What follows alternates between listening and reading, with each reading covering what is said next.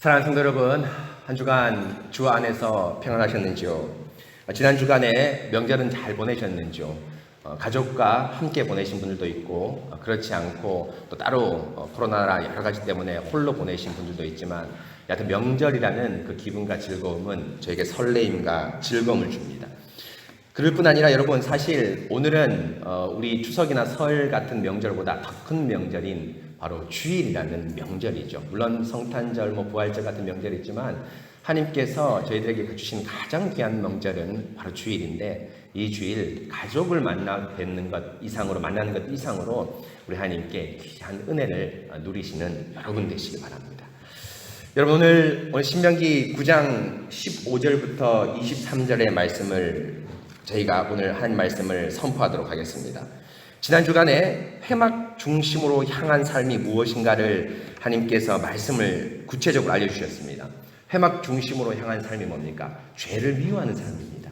나병이나 유출병, 주검, 시체를 만진 자들, 일시적으로 그 병에 걸렸고 또 뜻하지 않게 시체를 만졌을지라도 하나님께서는 죄를 너무 미워하시기 때문에 그 자를 짐 밖에 쫓아내면서 죄를 멀리 하시는 하나님의 교회, 성막 중심의 삶을 저희들에게 말씀해 주셨습니다.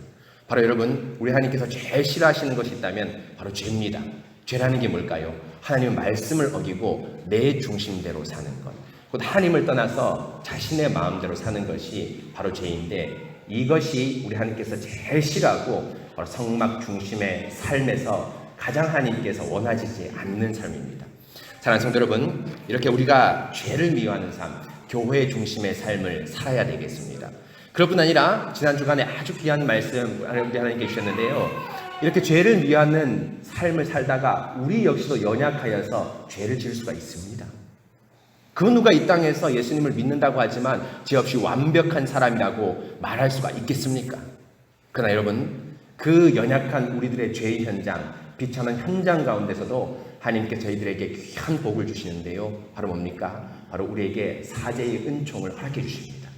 민수기 5장 쓴 물을 먹고 여자가 복통을 일으키는 그 법을 민수기 5장에서 하나님께서 말씀하셨지만 단 한 차례도 구약에서 이 율법이 시행되지 않았습니다. 왜일까요? 이 율법의 진정한 주인공, 성취이신 예수 그리스도가 요한복음 8장에서 이 율법을 기다리고 계셨기 때문이죠.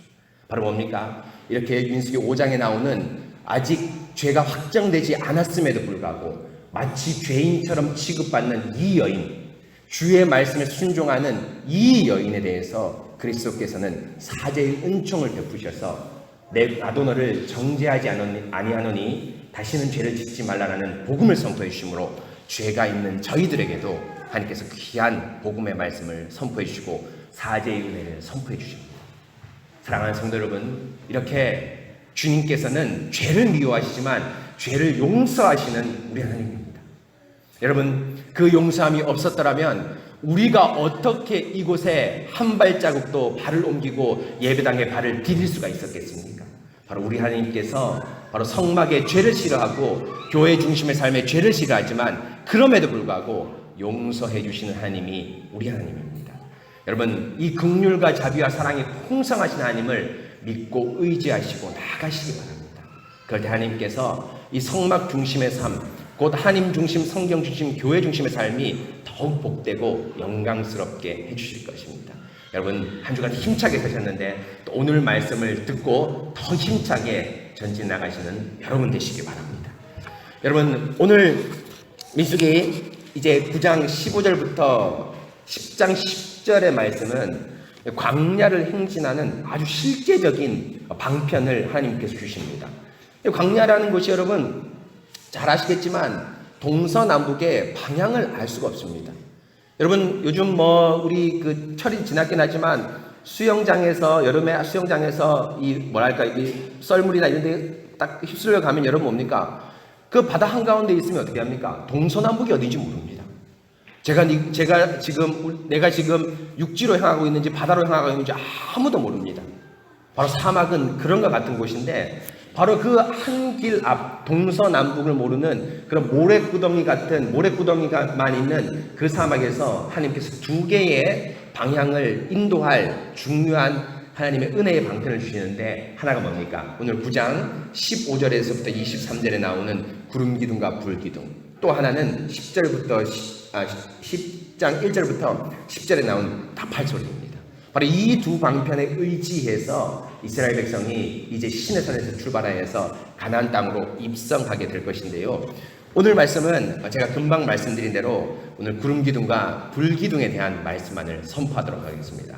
나팔에 대한 말씀은 제가 시간이 되면 다음에 한 번 더 선포하도록 하겠습니다. 여러분, 오늘 말씀 9장 15절에 보면 이 구름 기둥에 대한 그 말씀이 이제 나옵니다. 성막을 세운 날에 구름이 성막 곧 증거의 성막을 덮었고 저녁이 되면 성막 위에 불 모양 같은 것이 나타나서 아침까지 이르렀으되 라고 말합니다. 그 성막을 세운 날이 뭡니까? 민수기 9장 민수기에 나오는 민수기가 시작한 1장 1절에 그날보다 훨씬 전이죠. 민수기 1장 1절 여러분 잘 들으셔서 아시겠지만 이스라엘 백성이 숫자를 세알인 날, 곧 출발하기 직전의 날이 언제입니까? 성막 출애굽한 지 2년 2월 1일입니다. 그렇죠. 2년 2월 1일입니다. 그런데 오늘 민수기 9장 15절에 성막을 세운 날은 출애굽한 지 1년 되는 2년 1월 1일입니다. 그 구름 기둥이 그 숫자를 셀 때 민수기를 처음 시작할 때 있었던 것이 아니라 바로 출애굽기 40장 17절에 나온 성막을 완공하고 성막 봉헌식을 한 출애굽한 지 1년이 지난 1월 1일에 구름이 증거의 성막을 덮었고 저녁이 되면 불 모양 불 기둥 같은 것이 나타나서 아침까지 이뤘다라고 이 성막에 나타난 구름의 출현에 대해서 구름의 나타남에 대해서 이 모세가 기록하고 있습니다. 그런데 여러분 이 기록이 실제로 말하면 오늘 지금 시점에 별 특이한 것이 아닙니다.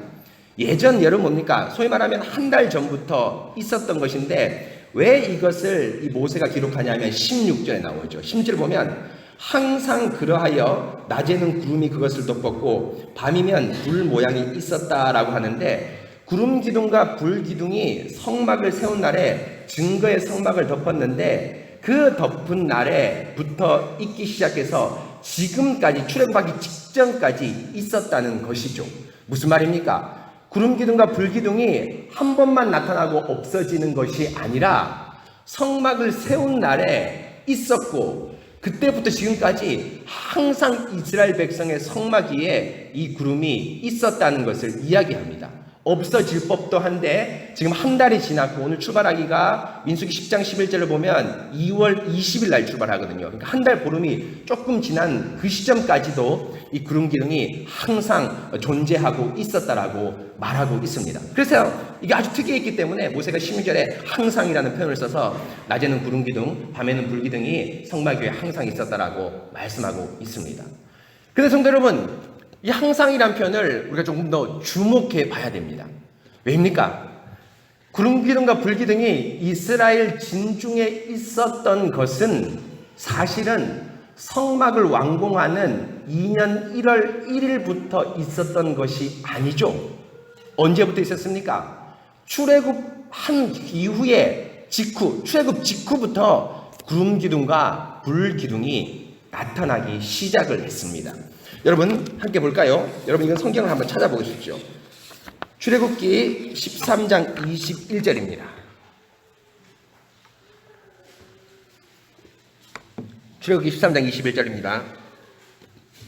민수기는 아주 출애굽하고 아주 연관이 많습니다. 또 한번 찾아볼 테니까 출애굽기 눈이 괜찮으신 분들은 찾아보시기 바랍니다. 13장 21절 22절에 보면 이렇게 말씀합니다. 여호와께서 그들 앞에 가시며 낮에는 구름 기둥으로 그들을 인도하시고 밤에는 불 기둥을 그들에게 비추사 낮이나 밤이나 진행하게 하시니 낮에는 구름 기둥 밤에는 불 기둥이 백성 앞에서 떠나지 아니하니라 라고 말씀하고 있습니다. 여러분 무슨 말입니까? 이스라엘 백성이 10번째 재앙을 통해서 장자를 죽는 재앙을 통해서 출애굽했습니다. 이스라엘 애굽을 나왔습니다. 그런데 여러분 사막 지역이기 때문에 갈 바를 알지 못하지 않습니까? 그렇기 때문에 하나님께서 특별히 출애굽 직후 10번째 재앙 직후에 구름 기둥과 불 기둥을 보내셔서 이스라엘 백성을 어느 땅으로 인도하실지를 소위 말하면 길잡이로서 구름 기둥과 불 기둥을 보내십니다. 그래서 여러분 잘 아시는 대로 이스라엘 애굽에서 출애굽해서 가나안 땅이 이쪽에 있잖아요. 있는데 원래 인간의 상식대로 하면은 여러분 뭡니까? 이 지중해 해안 블레셋 땅을 따라서 쭉 올라가는 것이 길도 빠른 지름길일 뿐 아니라 도로도 잘 돼 있는 고속도로입니다. 여러분 그렇지 않습니까? 이 고속도로를 여러분 그 달리고 이 좋은 길을 갖는 것이 얼마나 여러분 그 빠르고 효율적인지 잘 알지 않습니까? 우리나라의 최고의 토목 사업이라고 하면 여러분 뭘 말하시겠습니까? 경부고속도로 건설이지 않겠습니까? 박정희 대통령이 1970년대에 경부고속도로를 건축했는데 2년 5개월 만에, 그렇죠, 서울에서 부산까지 400몇 킬로를 단숨에 지었습니다. 그런데 여러분 이 길을 짓는 것을 통해서 정말 이 전국이 1일 생활권으로 들어왔습니다. 서울 부산 시험 치러 갈 때 한 달을 잡았습니다. 근데 한 1년 1일 생활권으로 들어왔습니다. 그래서 경부고속도로를 지을 때 얼마나 여러분 뭡니까? 이 나라의 경제가 잘 돌아갔습니까? 근데 가장 어려운 구간이 어디였습니까? 여러분 잘 아는 축풍령에서 있는 옥천 구간이 가장 어려운 구간이었어요. 여기 사람이 많이 죽었습니다. 굴을 뚫고 이렇게 하다가 많이 죽었는데, 여하튼 그런 탄탄도로인 고속도로 블레셋이라는 그 해안 지역을 따라서 올라가면 될 텐데 구름 기둥과 불 기둥이 어디로 인도합니까? 그쪽으로 인도하지 않고 저기 홍해 쪽 남쪽으로 인도를 합니다. 이렇게 하나님께서 인도하신 이유는 블레셋 땅에는 전쟁이 많이 있었는데 아주 좋은 도로고 요충지니까 강대국 왕들이 그 땅을 차지하려고 전쟁이 많이 일어났습니다. 그러니까 그 싸움에 휘말리거나 싸움을 하다 보면 이스라엘 백성이 마음이 위축돼서 다시 애굽으로 돌아갈까 싶어서 하나님께서 구름 기둥과 불 기둥을 보내서 사람의 상식에 의존하지 않고 하나님 말씀에 의존하기 위해서 구름 기둥과 불 기둥을 통해서 이스라엘 길을 인도하시는데, 그때 한 번만 인도하시는 것이 아니라 13장 22절에 나온 대로 백성 앞에서 떠나지 아니하였다면서 항상 구름 기둥이 출애굽 직후부터 인도하고 있습니다. 그럴 뿐 아니라 이 구름 기둥과 불 기둥은 길을 인도하는 것뿐 아니라 또 뭐 합니까? 여러분 잘 아시는 대로 바로가 출애굽하고 나서 후회하죠. 아이고, 내가 이스라엘 백성을 왜 보냈을까 하고 후회를 합니다. 그럴 때 뭡니까? 바로가 병거와 최신식 무기를 보내서 이스라엘 백성을 쫓죠. 그럴 때 여러분 이스라엘 백성 난리가 났습니다. 두려움과 겁에 쌓였습니다. 최고의 군단이 이 노예 같은 민족 뒤에 바로 그 목을 쳐들고 왔습니다. 그럴 때 뭡니까? 이스라엘 백성을 홍해를 밤새도록 가는 동안 막아주는 게 뭡니까? 바로 구름 기둥이 진 뒤편으로 옮겨서 애굽 군대와 이스라엘을 딱 가로막으면서 벽을 만들면서 이스라엘을 보호하는 겁니다. 이렇게 구름 기둥과 불 기둥은 사실은 여러분 쇠막을 세운 날, 성막을 세운 날부터 항상 있었던 것이 아니라 출애굽 직후부터 구름 기둥과 불 기둥이 항상 있었습니다. 그런데 새삼스러울 것도 없는데 왜 모세가 오늘 16절에서 이 구름 기둥과 불 기둥을 항상이라는 표현을 써가면서 마치 성막을 세운 날부터 구름 기둥과 구름 기둥이 불 기둥이 있었던 것처럼 이야기하고 그때부터 지금까지 항상 있었던 것처럼 이야기하는 이유가 무엇일까요? 바로 여러분 여기에 오늘 구름 기둥의 신비가 녹아나 있습니다. 여러분 구름 기둥은 출애굽 직후에 항상 있었습니다. 이스라엘 백성을 떠나지 않았습니다. 광야 40년 노정 동안 항상 있었습니다. 심지어는 여러분 출애굽 이후에 가나안 땅 입성 이후에 가나안 땅에서조차도 정복지를 찾았음에도 불구하고 구름 기둥이 있었습니다. 무슨 말입니까? 단순하게 이 구름 기둥은 길을 인도하는 것 그 차원을 넘어선다는 것을 알 수 있습니다.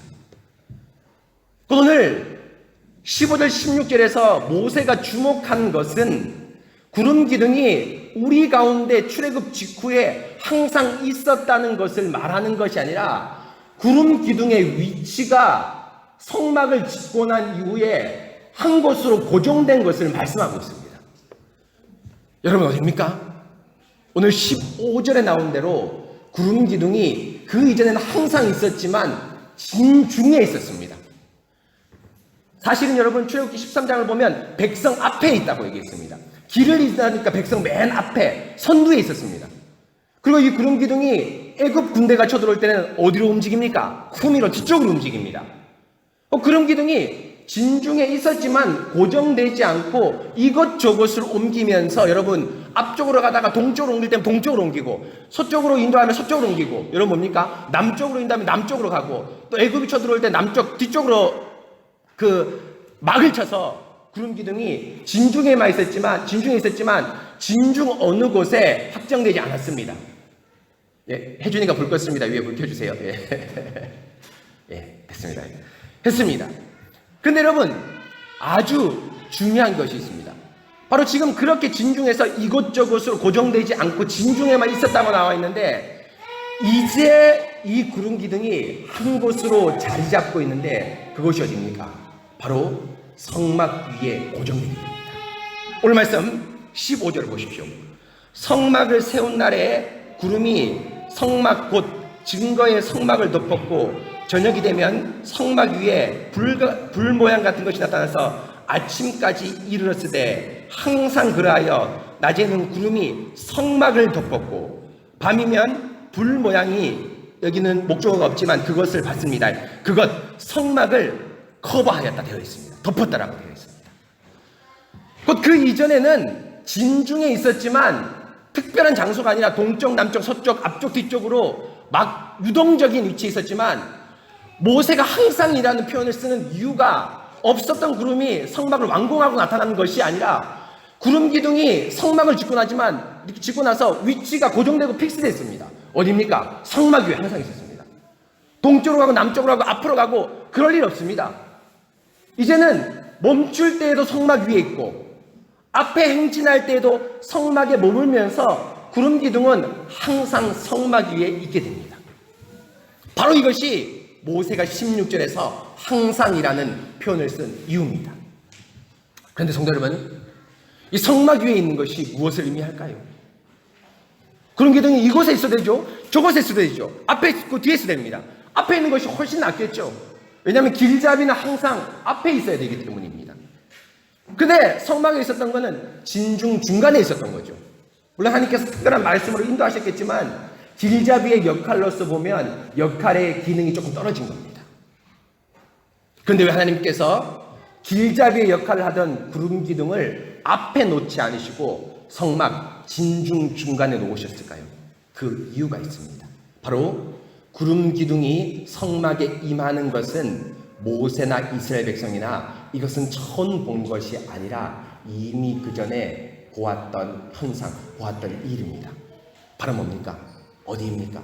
시내산입니다. 여러분, 시내산 말씀을 잘 한번 생각해 봅시다. 시내산 출애굽기 24장을 한번 가볼까요? 출애굽기 24장입니다.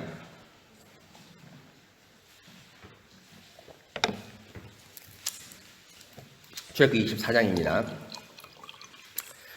출애굽기 24장 15절에 보시면은 모세가 산에 오름에 구름이 산을 가리었다라고 되어 있습니다.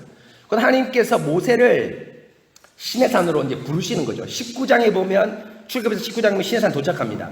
그러고 나서 이제 피로써 언약을 맺고 이제 하나님께서 모세를 시내산 위로 부르십니다. 근데 여러분 보십시오. 모세가 산에 오름에 구름이 산을 가렸다 하는데 그냥 시내산이 한 2000m 넘거든요. 아주 높은 산이니까 그 산에는 항상 구름이 있다고 생각하는 것은 우리의 환경에 익숙한 우리의 착각입니다. 여러분, 점성술이 가장 발달한 지역 동네가 어딜까요? 바로 아라비아입니다. 사막 지역입니다. 바로 이스라엘도 이스라엘 같은 그런 지역입니다. 그래서 예수님도 여러분 뭡니까? 그 점성술 우상하지 말라고 초기에 별로서 나타나지 않습니까? 그런데 여러분, 왜 이 점성술 별에 대한 점이 그 사막 지역에 왜 발달했겠습니까? 무슨 이유가 있습니까? 바로 사막에는 비가 오지 않기 때문에 뭐가 없습니까? 구름이 없습니다. 그래서 이 땅에서 가장 별을 멋지게 볼 수 있는 곳은 어디입니까? 사막 지역에 가면 별을 멋지게 볼 수 있습니다. 세상에 어떤 것보다 구름이 없는 하늘을 볼 수 있기 때문이죠. 그래서 이스라엘 백성과 사람들에게 구름이 있다는 것은 이거 특별한 일입니다. 비가 오는 것 같다. 우리는 구름이 끼는 게 너무 자주 있기 때문에 뭐 특별한 일이 아니지만 이스라엘 백성이 구름이 끼는 건 비가 오는 거다. 그리고 그 비는 하나님이 주신 거다 라고 하면서 특별한 일입니다. 곧 시내산이 아무리 높지만 그것에 구름이 있다는 것은 아주 특별한 일입니다. 그럴 뿐 아니라 오늘 15절에 보시면 구름이 산을 가리었다라고 하는데 구름에 자연스럽게 산에 있는 것이 아니라 구름이 뭐가 됩니까? 마치 생물이 되어서 살아있는 것이 되어서 산 위에서 모세와 하나님이 만나는데 거기에 구름이 커튼을 쫙 칩니다. 여러분 사실 이것은 누구하고 똑같습니까? 예수 그리스도께서 하늘로 올라가신 마태복음 사도행전 1장하고 똑같죠. 하늘로 올라가셨을 때 구름이 가리워 저를 보이지 않게 하였더라. 사도행전 1장에 나오죠. 바로 예수님이 천상 하늘에 지성소에 들어가셔서 하나님의 말씀을 받는 겁니다. 바로 그 장면이 구약에서 이 장면에 나오는데요.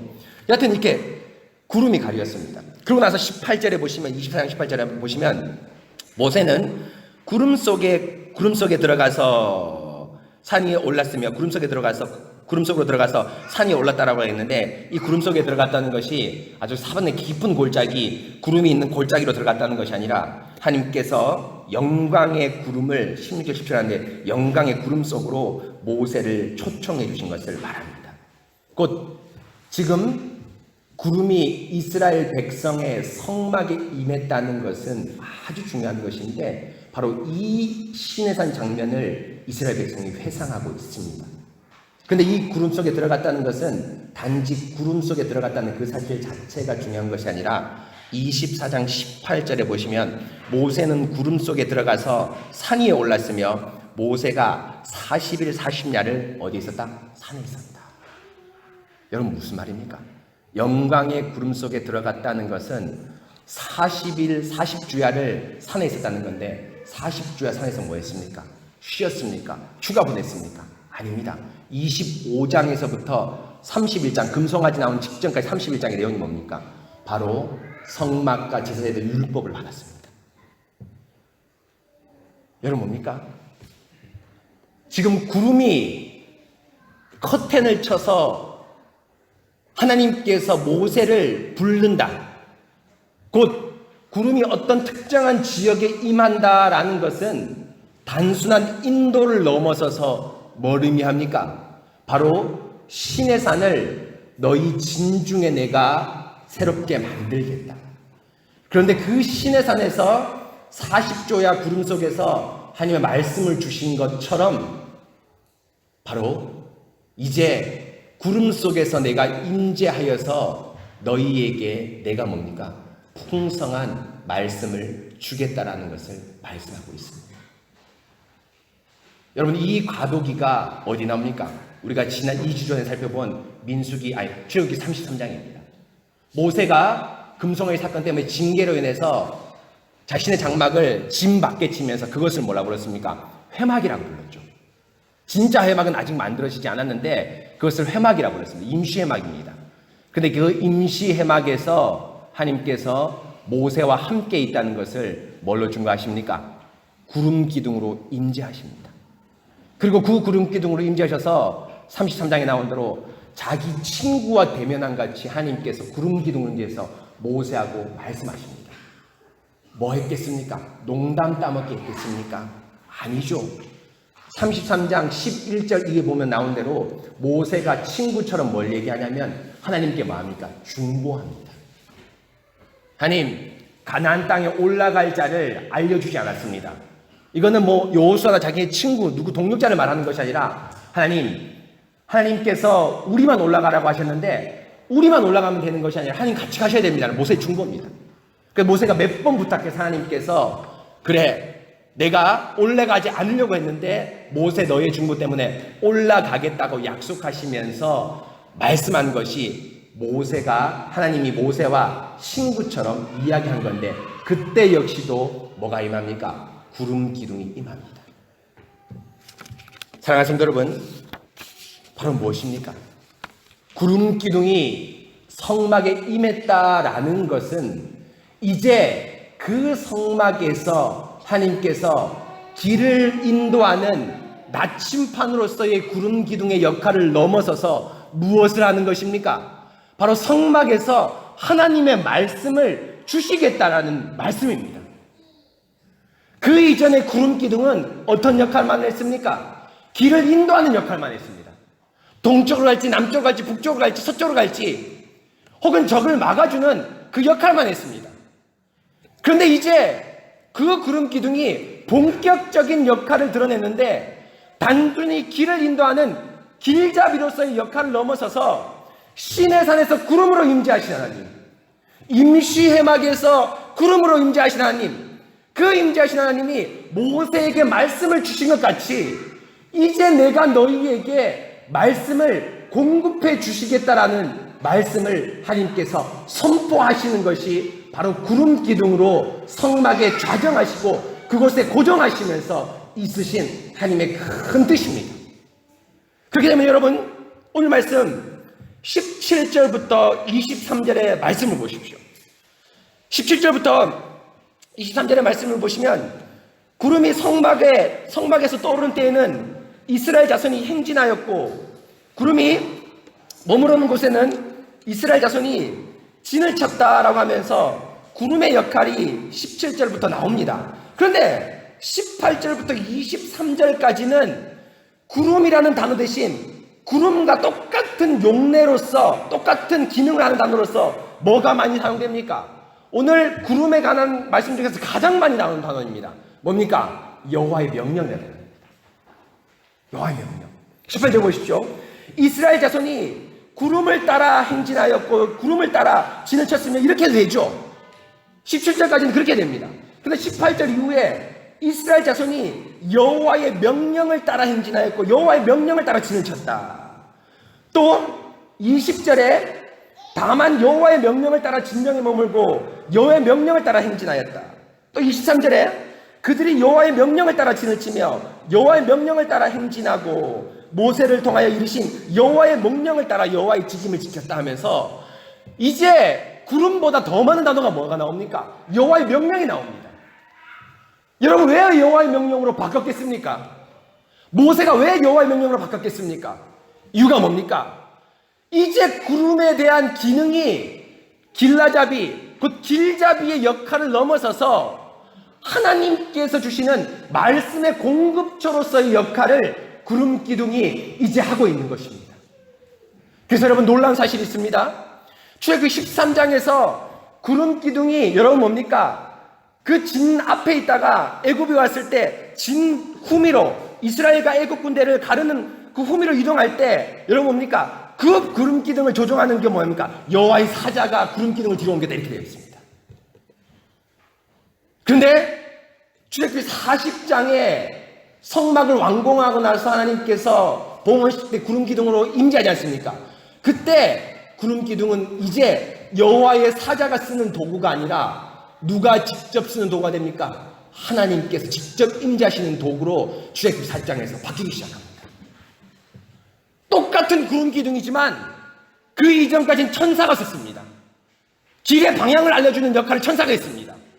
그런데 이제 성막이 완공되고 나서 그 성막에서 임한 구름 기둥은 천사가 사용하는 구름 기둥이 아니라 하나님께서 직접 사용하는 구름 기둥이 되었습니다. 무엇입니까? 여호와의 명령이 되었습니다. 그래서 오늘 출애굽기 18장부터 23절에 여러분 쭉 읽어보면 이 말이 여러분 거의 비슷합니다. 여호와의 명령을 따라 진을 쳤고 여호와의 명령을 따라 행진하였다, 이렇게 되어 있습니다. 그런데 여러분 자세히 곰곰이 읽어보면 여기 핵심 키워드가 뭡니까? 구름 기둥이 머물러 있을 때는 너희 여러분 섣불리 움직이지 말고 그것이 1년이든 하루든 이틀이든 1년이 넘든 계속 머물러 있어라, 이겁니다. 너희가 길 좀 안다고 먼저 짐 챙기지 말고 구름 기둥이 성막 위에 머물러 있을 때는 너희 그 자리에 멈춰라. 그것이 하루이든 이틀이든지 1년이든지 멈춰 있어라. 이것이 핵심입니다. 그런데 여러분, 왜 구름 기둥이 멈춰 있을 때 이스라엘 백성이 멈춰 있어야 되겠습니까? 왜입니까? 구름 기둥이 멈춘 날은 성막이 어떤 날입니까? 텐트 치는 날입니다. 행진하는 날은 어떤 날입니까? 성막이 텐트를 못 치고 레위 족속에 의해서 들고 가는 중에 있습니다. 그건 무슨 말입니까? 텐트 칠 때만 뭐가 임합니까? 주의 말씀이 임합니다. 그 텐트 칠 때 성막이 레위 자손에 의해서 땅에 고정을 받고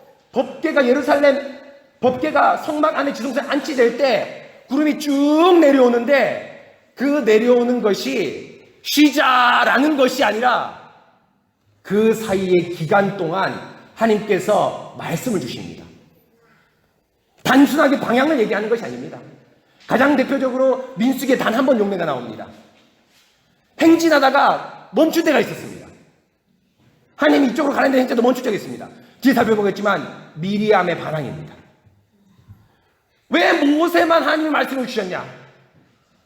왜 모세만 높다 하냐 하면서 미리암의 모세의 권위, 직분자의 권위에 반항을 하고 항명을 했습니다. 그럴 때 하나님께서 어떻게 하십니까? 행진을 멈추십니다. 갈 길이 있었는데 행진을 멈춥니다. 그 멈추고 나서 뭐합니까? 하나님께서 거기에 말씀을 주셔서 미리암에게 뭡니까? 문둥병이 일어나게 합니다. 곧 구름이 임함은, 구름이 성막 가운데 임함은 바로 무엇을 의미합니까? 하나님께서 단순하게 방향을 넘어서서 이스라엘 민족 전체에게 주시는 딱 맞는 적실한 그 상황에서 필요한 말씀을 주시는 것을 말씀하고 있습니다. 사랑하는 성도 여러분, 이것이 바로 이스라엘이 출애굽한 궁극적인 목표입니다. 여러분, 출애굽의 목표가 뭘까요? 이스라엘 백성이 애굽에서 벗어나서 가나안 땅으로 들어가는 것, 물론 형식으로는 맞습니다. 그런데 여러분, 가나안 땅에 들어가려고 하는 이유가 뭘까요? 잘 먹고 잘 살기 위해서입니까? 거기는 1년 내내 용사를 안 줘도 포도가 나고 강물이 흐르는 그 좋은 땅 유토피아로 가기 위해서입니까? 아닙니다. 출애굽을 하는 가장 중요한 이유가 뭡니까? 바로 뭡니까? 모세가 바로한테 얘기했죠. 우리가 광야 사흘길쯤 가서 뭐 하겠다? 하나님께 제사 드리겠다. 예배 드리겠다. 바로 그 예배 초소로서의 가나안 땅, 예배를 드리기 위한 것이 목표입니다. 그것이 출애굽의 가장 큰 목표입니다. 그럼 예배는 뭡니까? 주의 말씀을 여러분의 필요한 가장 삶의 현장에서 받는 것입니다. 여러분, 이 예배에 나오는 것, 여러분 여러 가지 요소가 있죠. 여러분 찬송 올려드리고 연보드리고 기도하는 여러 가지 요소가 있습니다. 그러나 가장 중요한 요소는 뭡니까? 바로 뭡니까? 이 말씀입니다. 그렇기 때문에 시간도 가장 되지 않습니까? 근데 여러분, 이 말씀이 왜 중요합니까? 바로 뭐죠? 오늘 민수기 9장의 말씀은 우리 모든 성도들에게 가장 꼭 알맞는 말씀이기 때문에 이 예배가 너무너무 중요합니다. 민수기 9장은 나하고 상관없어. 저기 앞에 인도하시는 직분자, 목사, 장로들만 필요하지 나한테 필요 없어 라고 하지 않았습니다. 왜입니까? 성경에 기록되었다는 자체가 뭡니까? 우리 모두에게 필요한 말씀이라는 겁니다. 근데 그 말씀을 우리 하나님께서 어떻게 적용시켜 주십니까? 바로 이 강단의 말씀을 들어서 여러분의 심령 가운데 성령께서 들어가셔서 성령께서 만 가지로 적용시켜 주십니다. 곧 성막에서 구름이 임재한다는 것은 이제 단순하게 동서남북의 방향을 넘어서서 뭘 의미합니까? 이스라엘 백성의 모든 광야의 삶, 모든 교회 생활에 필요한 말씀을 이제 아주 적실하고 알맞은 말씀을 공급해 주겠다는 하나님의 말씀입니다. 바로 이제 풍성한 하나님의 말씀이 선포되는데 바로 광야 생활에 필요한 모든 말씀을 하나님께서 이제 주십니다. 그렇기 때문에 여러분 잘 보십시오. 출애굽기 19장에 모세가 하나님을 만나뵈려고 시내산에 올라갈 때 그 여러분 뭡니까? 구름이 여러분 어떻게 있었다고 되어 있습니까? 빽빽하게 있었다고 되어 있습니다. 빽빽한 구름 중에 모세를 불렀다고 되어 있습니다. 그리고 하나님께서 약속하신 대로 3일째 되는 날에 빽빽한 구름 속으로 모세를 불렀습니다. 한치 앞도 보이지 않는 그 구름 속으로 불렀습니다. 그런데 여러분, 구름이 빽빽하다는 게 뭘까요? 이것이 출애굽기 40장 가볼까요? 출애굽기 40장 가보십시오. 출애굽기 40장 가볼까요? 40장 보시면 34절, 40장 34절입니다. 40장 34절. 구름이 회막에 덮이고 여호와의 영광이 성막에 충만하매 모세가 회막에 들어갈 수 없으니 이는 구름이 성막 위에 덮이고 여호와의 영광이 성막에 충만함이라 되어 있습니다. 그 빽빽한 구름 때문에, 하나님의 영광 때문에 모세가 성막에 들어갈 수 없다라고 되어 있습니다. 여러분, 이 말은 뭘까요? 구름의 밀도가 너무 높아서 들어갈 틈이 없다는 걸까요? 아닙니다. 모세가 구름이 임한, 하나님의 영광이 임한 그 성막에 들어갈 수 없고, 또 하나님께서 빽빽한 구름 중에 모세를 부른 것은 구름의 밀도가 너무너무 높아서 바늘 하나 꽂을 틈이 없다고 얘기하는 겁니까? 아닙니다. 하나님의 영광의 말씀이 어떻게 합니까? 이토록 풍성하게 임한다라는 것을 말씀하고 있습니다. 출애굽기 19장에서는 성막에 대한 말씀이 임하고요, 34장에서는 바로 뭡니까? 하나님의 영광이 빽빽하게 임하는데 도저히 인간 중보자 모세도 감당할 수 없을 만큼 하나님의 영광과 말씀이 임하는데, 그 신뢰가 뭡니까? 36절, 37절, 38절입니다. 오늘 민수기 9장 15절부터 23절은 사실상 출애굽기 40장 34절, 38절을 확대해 놓은 거랑 똑같습니다. 바로 뭡니까? 그 빽빽한 구름, 도저히 들어갈 수도 없는 구름, 영광의 풍성한 말씀이 36절, 37절, 38절에서 어떻게 한다입니까? 이스라엘을 인도한다라는 것을 말씀하고 있습니다. 사랑하는 성도 여러분, 무엇입니까? 하나님께서는 우리에게 필요한 말씀을 단 하나도 남김없이 모두 주시는 우리 하나님입니다. 우리가 필요한 말씀을 성막의 구름을 통해서 빽빽하게 임재하셔서 우리에게 필요한 모든 말씀을 주시는 분이 바로 우리 하나님입니다. 곧 계시의 말씀의 신세대가, 신세계가 출애굽기 40장부터 이제 열리기 시작했습니다. 모세가 출애굽기 민수기 9장에서 10장에서 출발하는데요, 이 말씀을 회고하는 이유가 뭘까요? 바로 광야를 출발하고 진행하는 두 도구가 있습니다. 오른손에 그 도구를 잡았습니다. 뭘 잡았습니까? 구름이라는 도구를 잡았습니다. 여러분, 광야를 갈 것입니다. 제가 동서남북 잘 압니다. 애굽의 모든 지식을 배웠습니다. 어느 길을 가야 될지를 잘 압니다. 그러나 여러분, 제가 길을 인도할 때 저의 지식과 애굽 과학의 지식을 의지하지 않겠습니다. 바로 하나님께 주신 부족함이 없는 구름 기둥의 말씀을 가지고 전진하겠습니다 라고 모세가 말씀하고 있습니다. 바로 뭡니까? 단지 구름의 먹구름 또 둥실 구름이 뜬 것이 아니라 구름 기둥입니다. 빌라 기둥입니다. 빽빽하게 구름이 머물러 있습니다. 딱 보니까 빽빽한 것을 기둥으로 표현한 겁니다. 바로 우리 하나님께서 여러분의 공간에 하나님 말씀이 없을 정도로 모든 순간에 말씀을 공급해 주시겠다는 것이 성막 가운데 구름으로 임재한 것입니다. 그래서 여러분, 지난주 오후 예배 하이들 요리문답 할 때 배웠죠.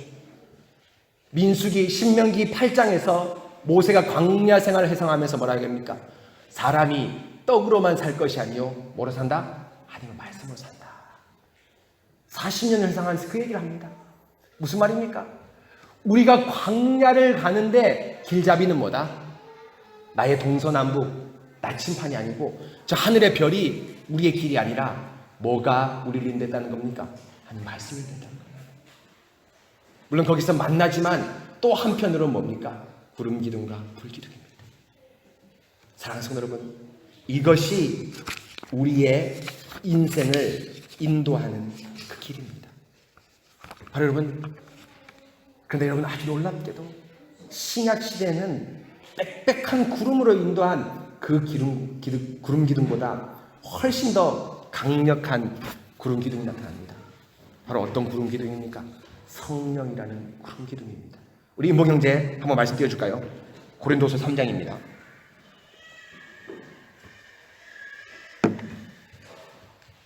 3장 7절 나왔죠? 이봉지 한꺼번에 3장 7절입니다. 보십시오. 제가 읽어볼게요. 돌에 써서 새긴 죽게 하는 율법의 직분도 영광이 있어 이스라엘 자손들은 모세의 얼굴에 없어질 영광 때문에 그 얼굴을 주목하지 못하였거든. 8절에 하물며 영의 직분은 더욱 영광이 있지 아니하겠느냐라고 얘기합니다. 여러분, 이게 무슨 말입니까? 7절에 보시면 율법의 조문이 아주 영광이 있다는 겁니다. 왜 영광이 있습니까? 이스라엘 백성을 인도했기 때문입니다. 이스라엘 백성을 인도했기 때문에 모세가 받은 그 율법 너무너무 영광스럽습니다. 그래서 실제로 두 번째 산에 올라서 모세가 두 번째 돌판을 밟을 때 모세 얼굴에 뭐가 빛났습니까? 그죠? 광채가 반짝반짝 빛났지 않습니까? 모세가 잘 먹어서 살찐 걸 얘기하는 게 아닙니다. 하나님의 영광의 말씀의 그 빛이 너무너무 반짝반짝 빛나는 겁니다. 그런데 여러분, 구약에서 모세를 통해 받았던 그 말씀보다 더욱 영광이 있는 것이 8절에 나오는데 하물며 영의 직분은 더욱 영광이 있지 않겠느냐라고 말합니다. 그런데 그 영의 직분이 뭘 얘기합니까? 사도의 직분, 지금에 말하는 목사의 직분을 얘기합니다. 그럼 목사의 직분이 어떻게 모세보다 더 영광스러운가요? 15절 보십시다. 3장 15절입니다. 오늘까지 모세의 글을 읽을 때 수건이 그 마음을 덮었도다. 그러나 언제든지 주께로 돌아가면 그 수건이 벗어지리라. 여러분, 15절 16절이 말이 무슨 말입니까? 이제 구약에서는 하나님께서 모세의 율법, 기록된 구약 성경을 통해 인도했지만 이제는 모세의 얼굴이 벗겨지고 그 수건이 벗겨지는 것처럼 이제 또 다른 하나님의 말씀을 우리에게 주신다는 겁니다. 그것이 뭡니까? 17절에 나옵니다. 주는 영이시니 주의 영이 계신 곳에 자유가 있다라고 말합니다. 바로 영의 직분, 사도가 말하는 복음 전파의 직분은 누가 사용하는 겁니까? 주의 성령께서 사용하신 직분입니다. 그런데 성령께서 우리의 이 설교를 통해서 우리에게 뭘 주십니까? 자유를 주신다는 겁니다. 이 설교를 통해 자유를 줍니다. 그런데 여러분, 이 자유 어떤 자유입니까? 구약 율법을 성취하고 더 이상 구약 율법을 지키지 않는 자유입니다. 더 이상 할 일 안 해야 됩니다. 예루살렘 3번 안 올라가야 됩니다. 그런데 여러분, 더 중요한 자유가 있는데 그 자유가 무엇인지 아십니까? 고린도서 9의 밑에 보면 쭉 나오는데 하나님의 성령께서 우리 안에서 율법을 만들어내는 자유를 주셨습니다. 여러분, 이 말이 무슨 말일까요? 조금 어렵죠? 율법을 만들어내는 자유라는 것은 뭐냐면 구약의 율법은 그 조항만을 지키면 됐습니다. 간음하지 않고 친구를 폭력하지 않고 뭘 하지 않아도 됐습니다. 그런데 여러분, 신학의 율법은 다릅니다. 어떻게 그 율법이 적용됩니까?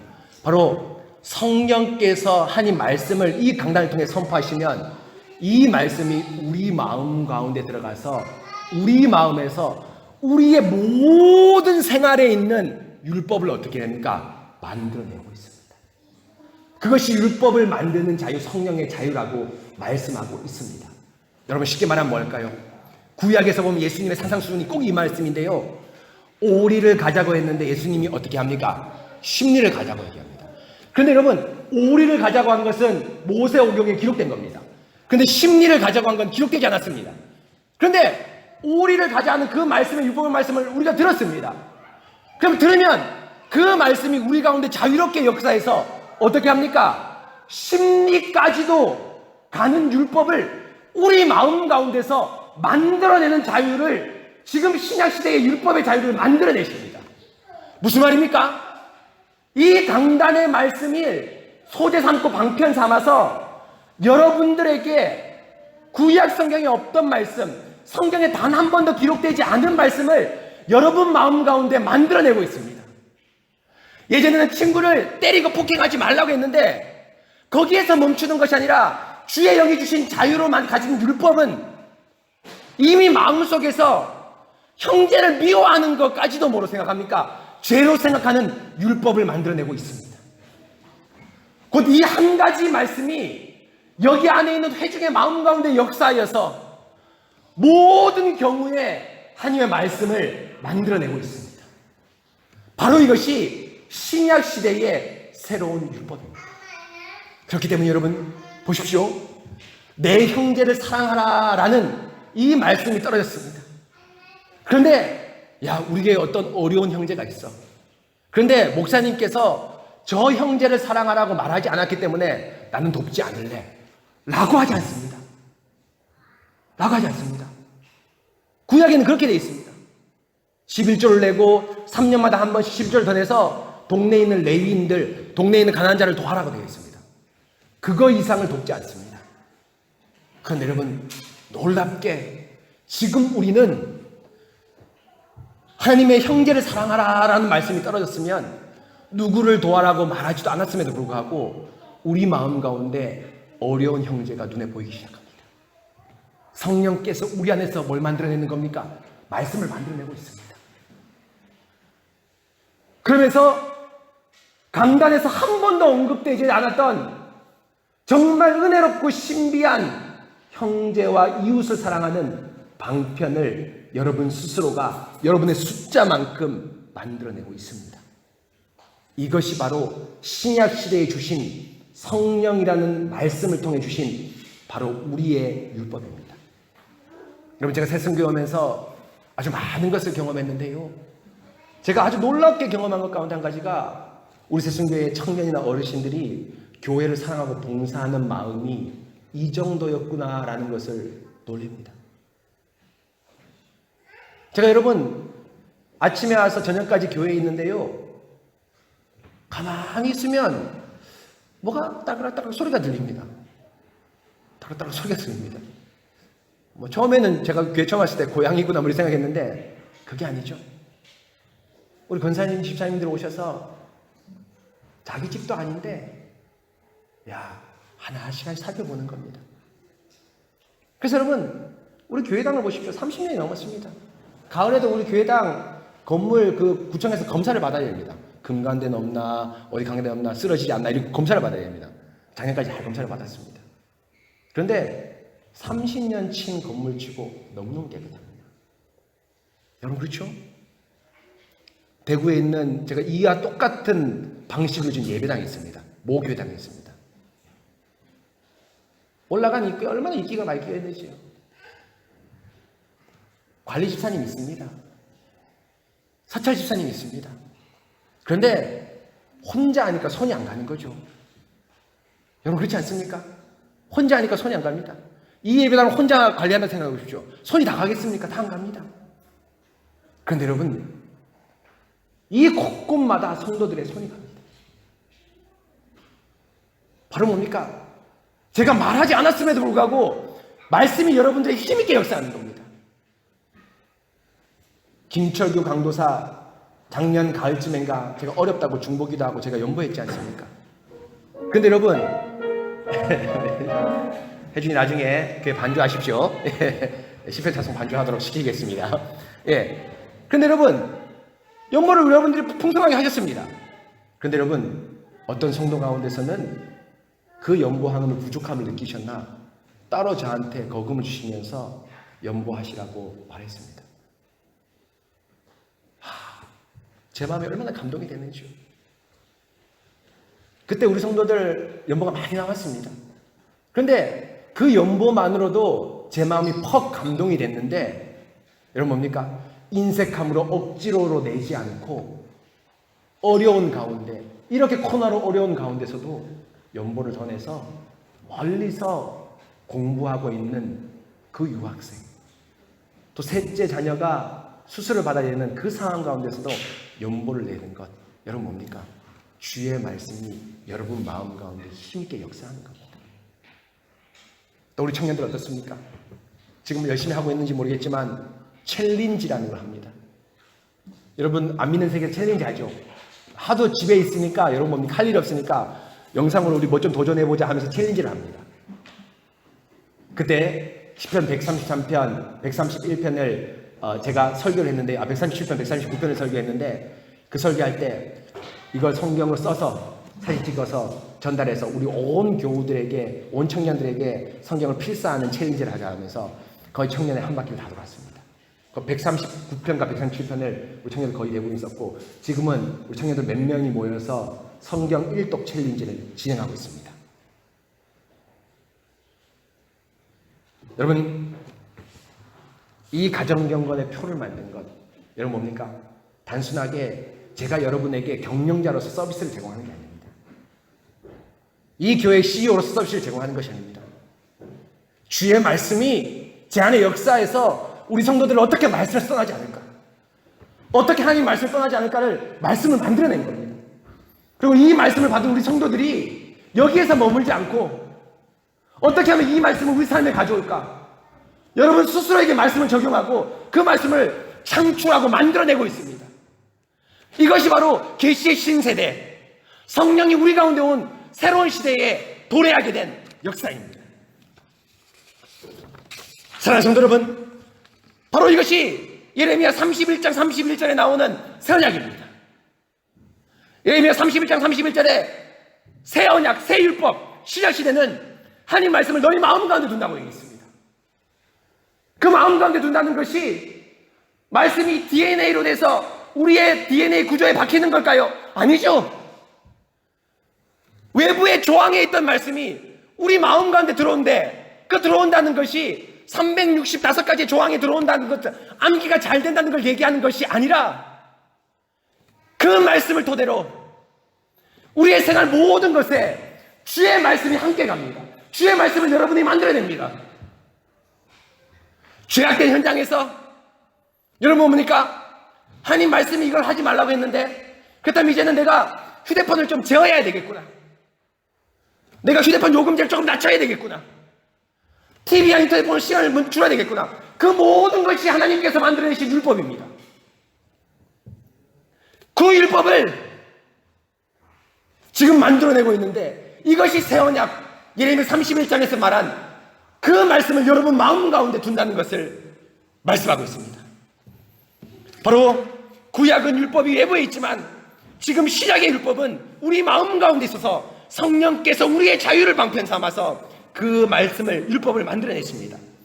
율법의 출처가 신의 산 성막에서 지금은 우리 마음으로 옮겨옵니다. 바로 성령께서 교회의 설교를 바탕으로 우리의 마음을 율법의 공장 삼아 수많은 하나님 사랑과 이웃 사랑의 율법을 만들어냅니다.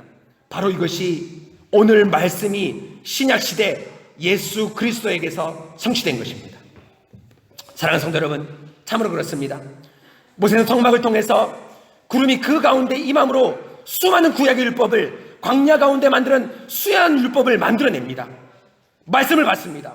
놀랍고 획기적인 전신입니다. 그러나 지금은 더욱 놀라운 시대인데, 바로 자유의 영이신 성령께서 우리 마음 깊은 곳에서 우리의 자유를 방편 삼아 율법을 만들어냅니다. 구체적인 조항이 없더라도 하나님과 이웃을 사랑하는 수많은 율법을 만들어내어 하나님과 이웃을 사랑하게 만듭니다. 바로 이것이 지금 우리가 살고 있는 주의 영이 우리를 인도하는 시대입니다. 비록 지금 우리는 구름이 없지만 성령께서 그 구름을 우리 마음속에 옮기셨습니다. 그리고 우리 마음속에서 수많은 율법을 만들어내고 우리에게 꼭 필요한 말씀을 시시때때로 만들어냅니다.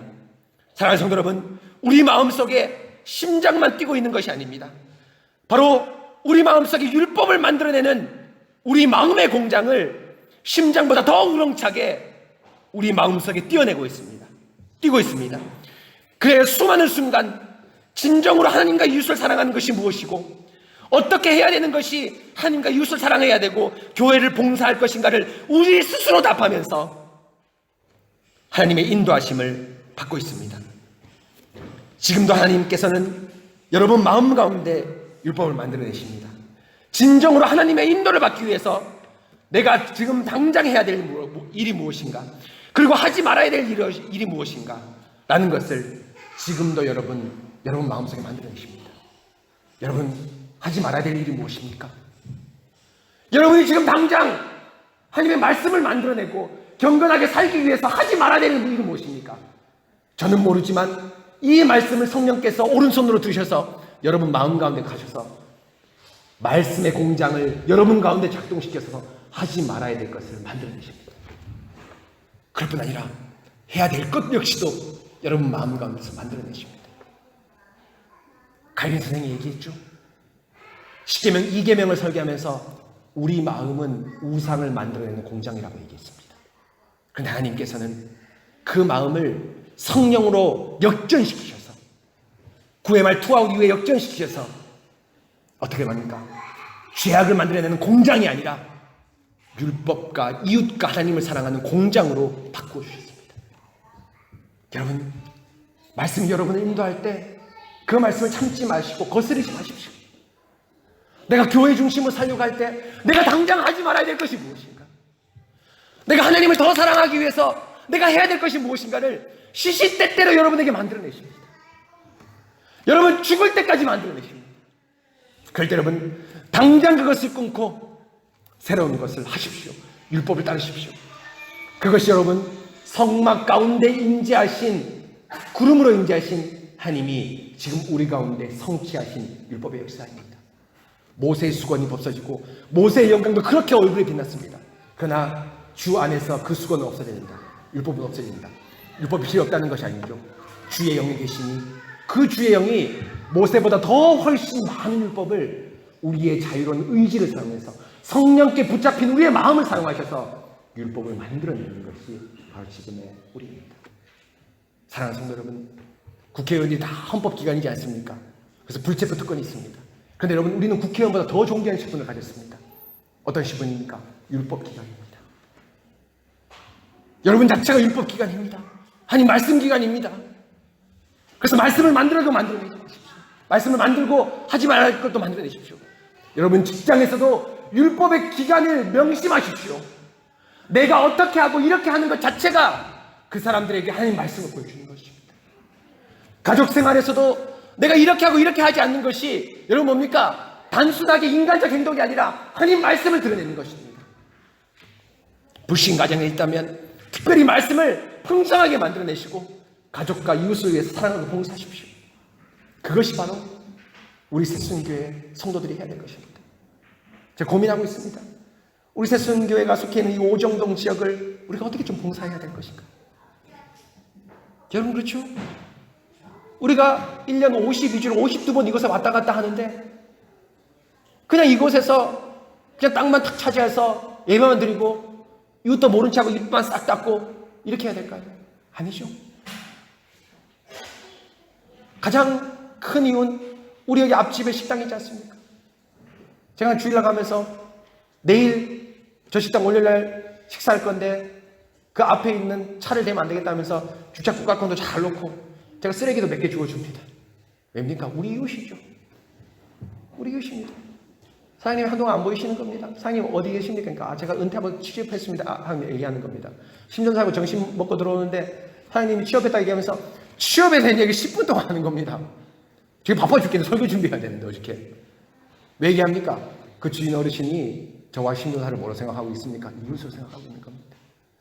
취업했는데 돈 한 푼도 얼마나 아끼는지 몰라 하면서 구구절거에 얼마나 얘기하는지. 사랑하는 성도 여러분, 율법을 만들어내는 기간이 되십시오. 힘있게 사십시오. 입 싹 닫고 지내는 것이 아니라 모른 척하고 지내는 것이 아니라 봉사하는 율법, 사랑하는 율법, 성도들을 섬기는 율법 만들어내시는 여러분 되시기 바랍니다. 구름이 성막 가운데 임재하셔서 하나님께서 모세와 대화하면서 수많은 율법을 만들어내서 광야길을 인도하셨듯이 바로 성령께서는 여러분 마음을 성막 삼아서 성령 삼아서 율법을 만들어내서 이 험난한 광야길을 인도하실 것입니다. 사랑하는 성도 여러분, 오늘 말씀 잘 기억하면서 율법의 기관으로서 한 주간 힘있게 살아가다